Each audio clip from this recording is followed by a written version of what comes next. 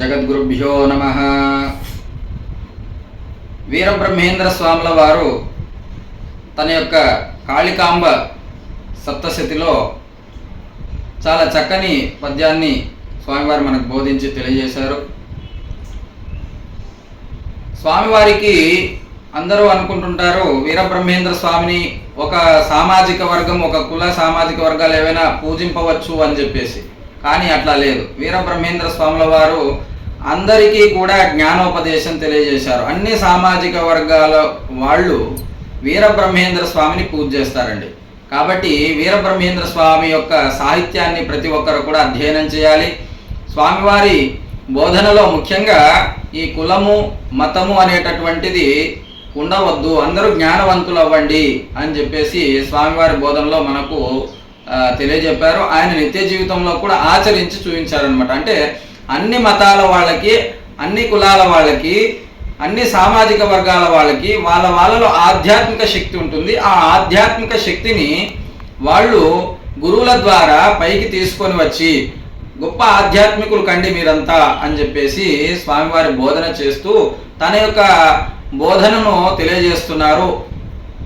700వ పద్యంలో కుల మతాల జాడ్యములలోన తపించు, కులమతాల జాడ్యములలోన తపించు, దీనజనుల సేద తీర్చువాడా, దీనజనుల సేద తీర్చువాడా, మానవుండె ధరను మాధవుండను వాడు, కాళికాంబ హంస కాళికాంబ.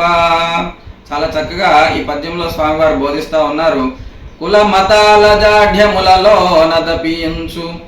ఈ కులము మతము అని చెప్పేసి బాగా మనమంతా కూడా గొప్పగా ఒక సామాజిక వర్గంలో నేను పుట్టినాను, ఒక సామాజిక వర్గంలో నేను గొప్పవాడిని, ఒక మతంలో నేను గొప్పవాడిని అనేటటువంటి విషయంలో, అంటే ఆ రోగం, ఆ విషయం అనేటువంటి రోగంలో బాగా తప్పించేటటువంటి వాళ్ళను సేద తీర్చేటటువంటి వాడను నేను అని చెప్పేసి చెప్తున్నారు. సేద తీర్చడం అంటే ఇక్కడ అన్ని మత కుల సామాజిక వర్గాల వాళ్ళకి నేను జ్ఞానబోధ చేసేటటువంటి వాడును అని చెప్పేసి స్వామివారి పరిచయం తెలియజేసుకుంటున్నారు.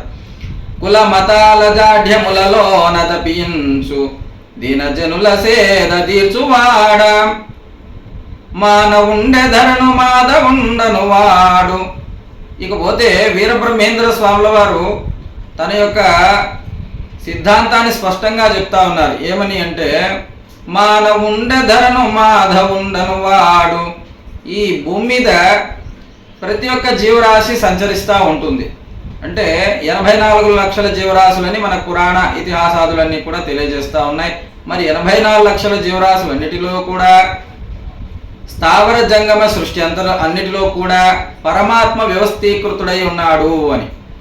మరి అటువంటిది ఈ 84 లక్షల జీవరాశుల్లో మానవుడు కూడా ఒక జీవి. కాబట్టి ఈ మానవుడు తాను పరమాత్మ స్వరూపమని తెలుసుకోవాలి అని చెప్పేసి వీరబ్రహ్మేంద్ర స్వాముల వారు బోధిస్తూ ఉన్నారు. అంటే మీరంతా కూడా భగవత్ స్వరూపాలే, కనిపించే ప్రతి మానవుడు, దాంట్లో కులం మతం ఏం లేదు, ప్రతి వాడు కూడా భగవత్ స్వరూపమే అని తెలుసుకోండి అని చెప్పేసి వీరబ్రహ్మేంద్ర స్వాముల వారు ఈ పద్యంలో మనకు బోధిస్తూ ఉన్నారు.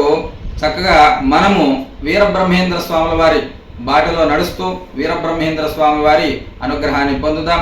మంగళం మహత్.